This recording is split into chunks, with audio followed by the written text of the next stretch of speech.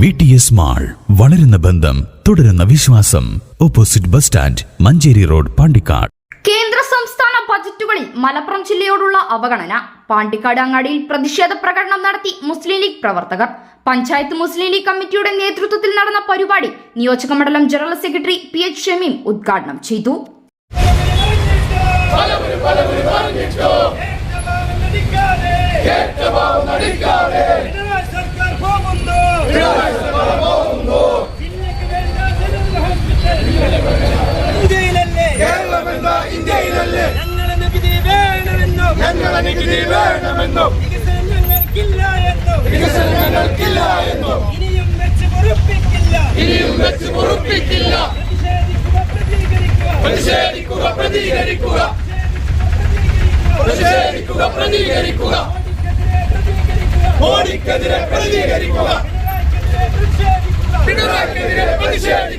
സഹോദരന്മാരെ, ഇന്ന് മലപ്പുറം ജില്ലയിലെ എല്ലാ പഞ്ചായത്ത് മുനിസിപ്പൽ ആസ്ഥാനങ്ങളിലും മുസ്ലിം ലീഗിൻ്റെ ഇത്തരം പ്രതിഷേധ പരിപാടികൾ നടന്നുകൊണ്ടിരിക്കുകയാണ്.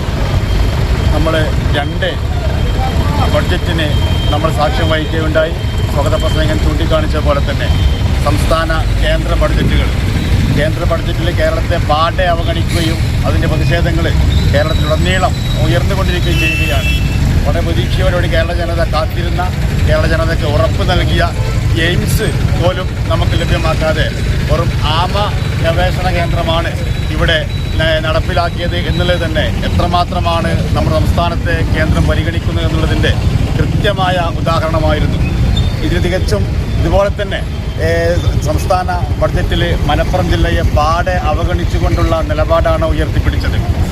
ഈ പ്രദേശത്ത് LDFന് സ്വാധീനമില്ല എന്നുള്ളതിൻ്റെ പേരിൽ കഴിഞ്ഞ തദ്ദേശ സ്വയംഭരണ സ്ഥാപനങ്ങളിലേക്കുള്ള തെരഞ്ഞെടുപ്പിൽ അവരെ നിഷ്കാസനം ചെയ്തു എന്നുള്ളതിൻ്റെ പേരിൽ ഈ മലപ്പുറം ജില്ലയെ ശിക്ഷിക്കുന്ന നിലപാടാണ് ബഹുമാന്യ കേന്ദ്ര ധനകാര്യമന്ത്രി സംസ്ഥാന നിയമസഭയിൽ അവതരിപ്പിച്ച ബഡ്ജറ്റ് എന്ന് നമുക്ക് പറയേണ്ടി വരും. പഞ്ചായത്ത് മുസ്ലിം ലീഗ് കമ്മിറ്റി പ്രസിഡന്റ് സയ്യിദ് മുസ്തഫ തങ്ങൾ അധ്യക്ഷത വഹിച്ചു. General secretary P Saleem, youth League panchayat committee president Fasil Valini എന്നിവർ സംസാരിച്ചു. News bureau, Pandikkad. Sa